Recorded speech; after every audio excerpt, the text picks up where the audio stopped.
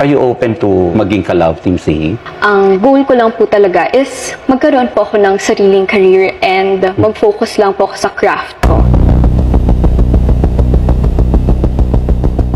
Mukhang seryosong pinaghahandaan.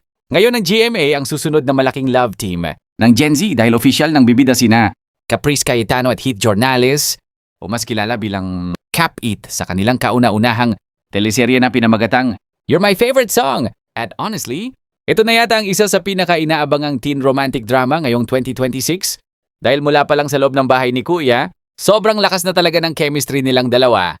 Ang mas nakakakilig pa rito, hindi lang basta typical love story ang ipinapangako ng serye. Ayon sa mga unang ulat, music-inspired romantic drama. Ito na may halong coming-of-age vibe kaya maraming fans ang nagsasabing perfect na perfect ito para sa image ng Cap Heath. Imagine mo yon, parehong fresh faces, parehong may natural chemistry, tapos sasamahan pa ng musical at emotional storytelling. Kaya marami agad yung nagkumpara sa potential nila sa mga iconic teen love teams noon at hindi biro ang mga taong nasa likod ng proyekto ha. Ang direktor ng serye ay si JP Habak, ang filmmaker behind romantic drama films tulad ng I'm Drunk, I Love You. Kaya maraming netizens ang nagsasabing posibleng mas cinematic at mas realistic ang magiging atake ng serye kumpara sa typical afternoon teleseries. Ang writer naman ay si Erwin Quezar Bravo na kilala sa paggawa ng mga dramatic at engaging na kwento sa telebisyon. Bukod kina Caprice at Heath, kasama rin sa cast sina Marco, Masa at Clifford na parehong naging bahagi rin ng PBB journey nila. Kaya inaasahan ng fans na hindi lang kilig kundi barkadahan, drama, at maraming relatable Gen Z moments ang mapapanood dito.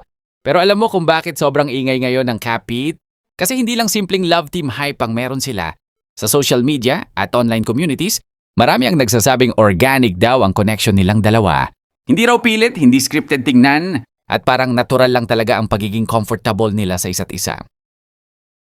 Maraming fans ang umasang aalagaan ng maayos ng network ang tandem nila dahil nakikita raw nila ang malaking potential ng dalawa hindi lang bilang love team, kundi bilang future stars talaga ng kanilang generation. May ilan ding netizens na nagsasabing mabilis ang naging galaw ng GMA dahil halos pagkatapos pa lang ng PBB Big Night ay inanunsyo na agad ang project nila. Para sa iba, magandang strategy. Ito para masakyan agad yung kasikatan ng Cap Heath habang mainit pa ang suporta ng fans. Pero may ibang viewers din na umaasa na sana ay pagtuunan talaga ng pansin ang storyline at hindi lang umasa sa love team popularity. At isa pa sa ikinatutuwa ng fans, mukhang hindi basta pa-cute lang ang magiging role nila rito. Based sa early reactions, gusto raw ng production na ipakita ang growth nila bilang actors. Si Caprice na dati ng child actress ay may experience na sa acting world habang si Heath naman ay unti-unti ring pinupuri dahil sa kanyang natural screen, presence at charisma. Kaya marami ang curious kung paano nila dadalhin ng mas seryoso at mas emosyonal na eksena sa kanilang unang major teleserye together. Sa ngayon, wala pa mang full trailer o kompletong detalye ng story. Pero isang bagay ang sigurado, isa na ang You're My Favorite Song sa pinakamalaking test para sa Cap Heath tandem. Kung magiging successful ito, posibleng ito na ang simula ng mas malalaking projects, endorsements, concerts, at baka maging next big youth love team sila ng Philippine entertainment industry. Kaya talagang abang-nabang ngayon ang fans kung paano nila papatunayan na hindi lang sila viral inside PBB, kundi tunay na future stars outside the house. Kayo, anong masasabi niyo sa bagong project ng Cap Heath? Comment down below.